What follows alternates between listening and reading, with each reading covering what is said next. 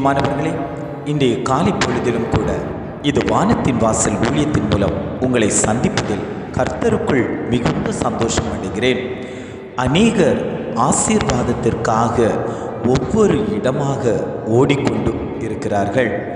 எங்கு போனால் என்னுடைய குடும்பம் ஆசீர்வதிக்கப்படும், என்னுடைய தொழில் ஆசீர்வதிக்கப்படும், என்னுடைய வேலை ஆசீர்வதிக்கப்படும், பிள்ளையினுடைய காரியம் ஆசீர்வாதமாய் இருக்கும் என்று அநேகர் பல இடங்களை நாடி ஓடி சென்று கொண்டிருக்கிறார்கள். நாம் ஆசீர்வதிக்கப்பட வேண்டுமானால் மனிதன் சொல்லி ஆசீர்வதிப்பது கிடையாது. தேவன் நம்மேல் கரம் வைக்கும்போது தான் அது ஆசீர்வாதமாய் மாற்றப்படும்.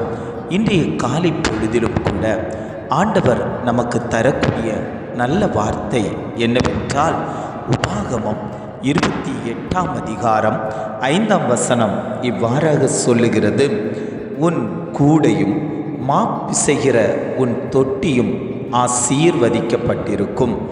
வேதம் இவ்வாறாக சொல்லுகிறது: உன் கூடையும் மா பிசைகிற உன் தொட்டியும் ஆசீர்வதிக்கப்பட்டிருக்கும். இஸ்ரவேல் ஜனங்களுக்கு ஆண்டவர் கொடுக்கக்கூடிய ஆசீர்வாதங்களில் ஒன்று தான் நாம் வாசித்த வேத பகுதி.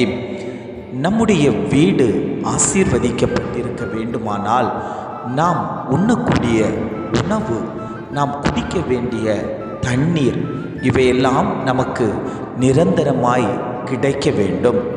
ஆவியானவருடைய அனுக்கிரகம் இருந்தால் மட்டுமே இந்த ஆசீர்வாதம் நமக்கு கிடைக்கும். ஆண்டவருடைய கற்பனைகளின்படி நடப்போமேயானால் 28ஆம் அதிகாரத்தில் சொல்லப்பட்ட ஆசீர்வாதங்கள் எல்லாம் நம்முடைய குடும்பத்தில் கிடைக்கும். ஆவியானவர் சொல்லுகிறார், உன்னுடைய வாழ்க்கையில் பஞ்சம் வராமல் இருப்பதற்காக உன்னை நான் ஆசீர்வதிக்கப் போகிறேன். எப்படி என்றால், உன் கூடையும் மா பிசைகிற உன் தொட்டியும் நான் ஆசீர்வதிக்கப் போகிறேன். உன்னுடைய வீட்டில் ஒருபோதும் பற்றாக்குறை வருவது கிடையாது. உன் வீட்டில் குறைவுகளை நிறைவாக்குவேன். அவரை தேடுகிறவர்களுக்கு ஒரு நன்மையும் குறைவுபடாது என்று வசனம் சொல்லுகிறது. அதன் பிரகாரம் நாம் கர்த்தரை தேடுவோமேயானால் நம்முடைய குடும்பத்தில் ஆசீர்வாதங்கள் பெருகிக் கொண்டே இருக்கும். மனிதன் கொடுக்கிற ஆசீர்வாதம் அது நிலையற்றதாய் இருக்கும். ஆனால் பரத்திலிருந்து தேவன் கொடுக்கக்கூடிய ஆசீர்வாதம் அது நிரந்தரமாய் இருக்கும். பிள்ளைகளுடைய காரியத்தில் ஒரு ஆசீர்வாதம் கிடைக்கும். நாம் செய்யக்கூடிய தொழிலில் ஒரு ஆசீர்வாதம் உண்டாகும். நம்முடைய வேலையில் ஒரு ஆசீர்வாதம் உண்டாகும். என்னென்ன காரியங்களில் நாம் கையிட்டு செய்கிறோமோ அவை எல்லாவற்றையும் தேவன் ஆசீர்வதித்து நம்மை உயர்த்த அவர் சர்வ வல்லமை உள்ளவராய் இருக்கிறார். வேதாகமத்தில் சொல்லப்பட்டுள்ளது போல இனிவரும் நாட்களில் பஞ்சங்களும் கொள்ளை நோய்களும் வரும். இந்த பஞ்சத்திலிருந்து, இந்த கொள்ளை நோயிலிருந்து நாம் தப்பிக்க வேண்டுமானால் நம்முடைய குடும்பம் தேவனுடைய கரத்துக்குள் இருக்க வேண்டும். பஞ்சம் வந்துவிட்டால் உண்ண உணவு கிடைக்காது, குடிக்க தண்ணீர் கிடைக்காது. இன்றும் அநேக இடங்களில் தண்ணீர் இல்லாமல், ஆகாரம் இல்லாமல் ஜனங்கள் பாதிக்கப்பட்டு கொண்டிருக்கிறார்கள். இவைகளை தேடி ஓடுகிற ஜனங்கள் அநேகர் உண்டு. அநேகர் மோசமான நீரை குடித்து கொண்டிருக்கிறார்கள். தன் ஜீவனை பாதுகாப்பதற்காக மண்களை தின்னி வாழக்கூடிய ஜனங்கள் அநேகர் இருக்கிறார்கள். ஆனால் கிருபையாய் நம்மை தேவன் நல்ல ஆகாரங்களை உட்கொண்டு ஜீவ சுகபல ஆரோக்கியத்தோடு வாழ தேவன் நமக்கு கிருபை அளித்திருக்கிறார். காரணம் என்ன தெரியுமா? நீ அவருடைய சமூகத்தில் இருந்து கொடுத்ததினால், நீ அவருடைய வேதத்தை படித்ததினால், நீ ஜெபித்ததினால் ஆண்டவர் இன்றைக்கு உன்மேல் கண் வைத்து, உன்மேல் அவர் இரக்கம் வைத்து அவர் உன்னை உயர்த்த சித்தமுள்ளவராய் இருக்கிறார். எத்தனையோ ஜனங்களுக்கு ஆகாரம் இல்லாத போதிலும் கூட நாம் 3 வேளையும் ராஜபோகம் ஆகாரங்களை சாப்பிட்டு சுகபலத்தோடு இருக்கிறோம் என்றால் கர்த்தர் நம்மேல் வைத்த கிருபை, அந்த சுத்த கிருபை அவர் வைக்காவிடில் நாம் என்றைக்கோ மரித்து மண்ணோடு மண்ணாக மட்கி போயிருப்போம். அதனால் தான் ஆண்டவர் சொல்லுகிறார், பஞ்ச நாட்கள் வரும்போதும் கொள்ளை நோய்கள் வரும்போதும் நீ பாதிக்கப்படுவது இல்லை. உன் கூடையும் மா பிசைகிற உன் தொட்டியும் ஆசீர்வாதமாயிருக்கும். பல ஜனங்களுக்கு நீ விதனம் பண்ணக்கூடியவனாய் உன்னை நான் மாற்றுவேன் என்று ஆண்டவர் சொல்லுகிறார். ஆகாரம் ஒரு மனிதனுக்கு முக்கியமான உணவாய் இருப்பதனால அந்த ஆகார விஷயத்தில் தேவன் கரிசனை உள்ளவராய் இருக்கிறார்.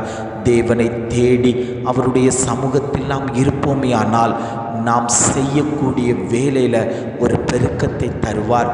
ஈசாக்கு பஞ்ச காலத்திலும் விதைத்த போது 100 மடங்கு பலன் அவன் பெற்றானே, ஆனால் அவன் தேவ சமூகத்தில் இருந்தான். தேவனை நோக்கி முறையிட்டு கொண்டிருந்தான். தேவனை நோக்கி கரம் கூப்பி கொண்டிருந்தான். தேவ சமூகத்தில் அவன் வேண்டிக் கொண்டதெல்லாம் பெற்றுக்கொண்டான். நம்மையும் தேவன் ஆசீர்வதிக்க வேண்டுமானால், நம்முடைய குடும்பம் ஆசீர்வதிக்கப்பட வேண்டுமானால், நம்முடைய தொழில் ஆசீர்வதிக்கப்பட வேண்டுமானால், நம்முடைய பிள்ளைகள் ஆசீர்வதிக்கப்பட வேண்டுமானால், நம்முடைய ஊழியம் ஆசீர்வதிக்கப்பட வேண்டுமானால், பரம தகப்பனாகிய இயேசுவை நோக்கி நாம் பார்ப்போமே ஆனால் அவர் நம்மை ஆசீர்வதிக்க வல்லமை உள்ளவராய் இருக்கிறார். நமக்கு எந்த குறைவும் வருவதில்லை. கூடை, மாப்பு செய்கிற தொட்டி எல்லாவற்றையும் ஆசீர்வதித்து அவர் நம்மை உயர்த்த சித்தமுள்ளவராய் இருக்கிறார். ஜெபிக்கலாமா? அன்பின் பரலோக பிதாவே, இந்த காலை பொழுதுக்காக நாங்கள் உம்மை துதிக்கிறோம், ஸ்தோத்தரிக்கிறோம். ஆண்டவரே, இந்த காலை பொழுதிலும் கூட ஆண்டவர் எங்களுக்கு தந்த நல்ல வார்த்தைக்காக நாங்கள் உமக்கு நன்றி செலுத்துகிறோம். ஆண்டவரே, உன் கூடையும் மாப்பு செய்கிற உன் தொட்டியும் ஆசீர்வதிக்கப்பட்டிருக்கும் என்று ஆண்டவர் ஒரு நல்ல வாக்குத்தத்தமான ஒரு வார்த்தையை தந்தீங்க. ஆண்டவரே, எங்கள் குடும்பத்தில் வறுமை மாறட்டும். ஆண்டவரே, ஒரு செழிப்பு உண்டாகட்டும். எத்தனையோ நாட்கள் வறுமையோடு ஆகாரம் இல்லாமல் இருந்தோம். ஆனால் தேவன் ஆசீர்வதிக்க எங்கள் குடும்பம் வளர்ச்சி அடைந்தது, மேன்மை அடைந்தது. அவர்கள் ஆகாரத்துக்கு குறைவு இல்லாதவர்களாய் காணப்பட்டார்கள்.